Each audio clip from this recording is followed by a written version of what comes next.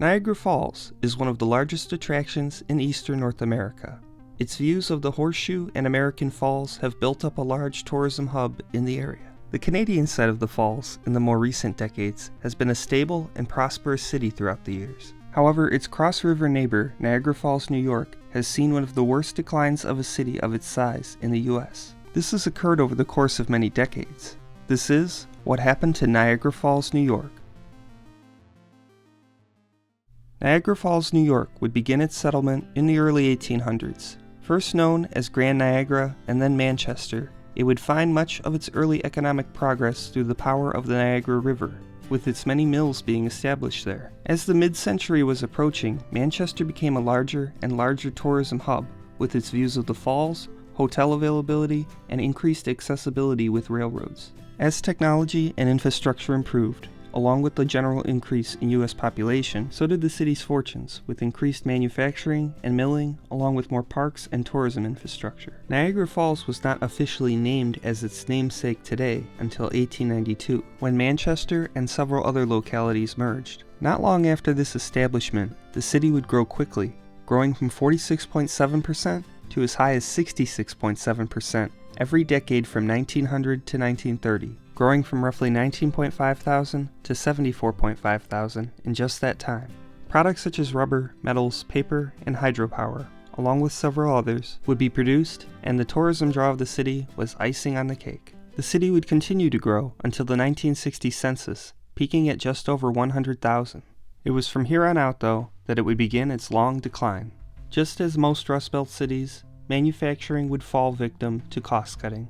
This being through a variety of reasons, whether it was the expense of unions, foreign outsourcing, and the overall shift and decline of milling and manufacturing. The city was also hit with two major incidents in the second half of the 20th century. In 1956, the city's power plant collapsed, requiring an entire new one to be built, which opened 5 years later and cost $800 million. Then, in 1978, with the city already facing large population losses, the infamous Love Canal incident occurred. An abandoned canal project left from the late 1800s and the early 1900s, this canal became a chemical dump in the mid-20th century.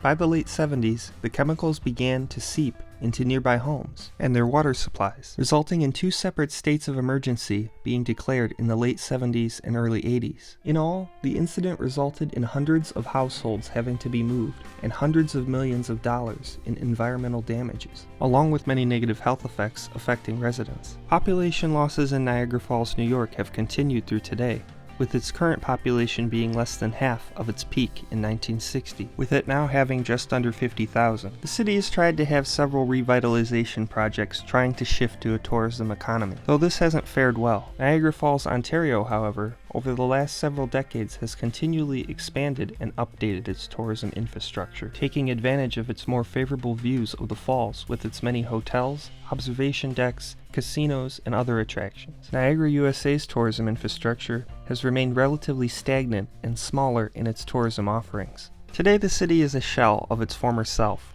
with many abandoned and derelict buildings and continually high crime. Its tourism infrastructure has received some investment of late, though, with its Niagara Falls State Park recently receiving tens of millions of dollars in restoration work. This park offers several close-up and more natural views not offered on the Canadian side. Also, in the 2000s, nearly $300 million was invested to build the Seneca Niagara Casino, which helps keep the American side competitive. While Niagara Falls, New York will likely never be what it was, its tourism infrastructure can keep some of it alive, and if a better version of a smaller city can be achieved, then perhaps its future and fortunes may improve. Thank you for watching.